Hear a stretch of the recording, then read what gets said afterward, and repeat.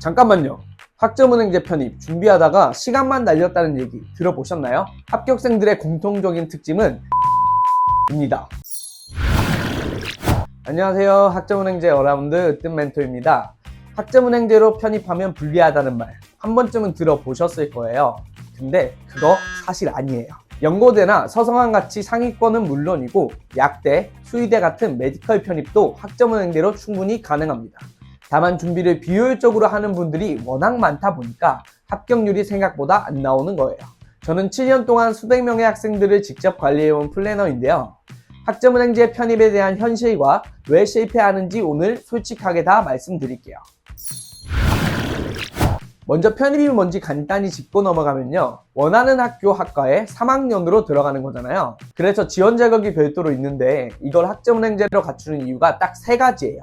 첫 번째, 수업료 부담이 낮고, 두 번째, 자격을 빠르게 채울 수 있고, 세 번째, 편입 공부할 시간을 확보할 수 있다는 점입니다. 보통 다른 방법으로 지원 자격을 갖추려면 2, 3년은 걸리거든요. 그런데 학점은행제를 쓰면 일반 편입은 1년, 학사 편입은 2년이면 됩니다. 물론 이건 잘 진행했을 때 얘기고요. 현실은 절반 이상이 중간에 꼬여서 지원 자격을 못 맞추거나 학점은행제의 시간을 다 써버리고 편입 공부를 못하게 돼요. 이어서 학점은행제 구조를 쉽게 설명하면요. 학위를 퍼즐 맞추듯 조각조각 채워나가는 방식이에요. 일반 대학은 수업만 학점으로 인정해주는데 학점은행제는 예전에 다녔던 대학 학점을 그대로 가져오거나 별도의 시험을 통해서 학점을 채울 수 있습니다. 일반 편입은 80학점, 학사 편입은 140학점을 채워야 하는데요. 이 조합을 어떻게 짜느냐에 따라서 난이도가 확 달라집니다. 적은 시간으로 학위를 끝낼수록 편입시험 준비할 시간이 늘어나는 거고 그게 곧 합격률로 연결되는 거거든요. 그리고 온라인 수업은 매달 개강반이 있는데 기간마다 한 학기에 들을 수 있는 학점이 정해져 있어서 일정에 맞게 빠르게 신청하셔야 해요. 편입 합격생들의 공통적인 특징은 딱 계획대로 수업이랑 자격증이랑 독학사 우선순위를 착착 움직이거든요. 근데 잘 안되는 학생들은 방향을 못 잡고 헤매다가 쓸데없이 공부 시간이 많이 드는 선택을 하거나 일정을 놓쳐서 흐름이 더 흔들려요. 학점은행제가 비효율적으로 돌아가는 시간만큼 편입시험 준비할 시간이 줄어들기 때문에 이 부분이 정말 중요합니다. 만약 혼자 할 자신이 없다면 플래너랑 같이 하는 것도 방법인데요. 플래너마다 전문성 차이가 크니까 편입을 제대로 알고 있는 사람인지 꼭 확인하셔야 합니다.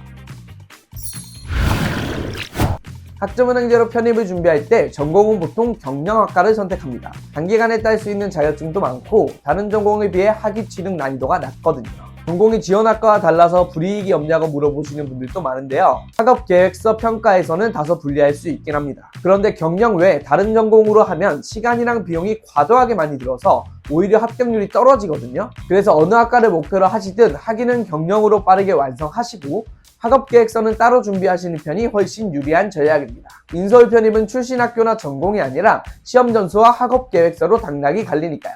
마지막으로 자신의 학위 과정이 어떻게 돌아가는지 항상 파악하고 있으셔야 합니다. 수업에서 F를 받거나 자격증을 불합격하거나 행정 처리를 누락하거나 이 중에 하나라도 문제가 생기면 학위가 안 나오고 지원 자체가 막히거든요. 학점은행제 편입을 준비하고 싶으신 분들에게 꼭 전하고 싶은 말은 학점은행제에 너무 매몰되지 말아주세요.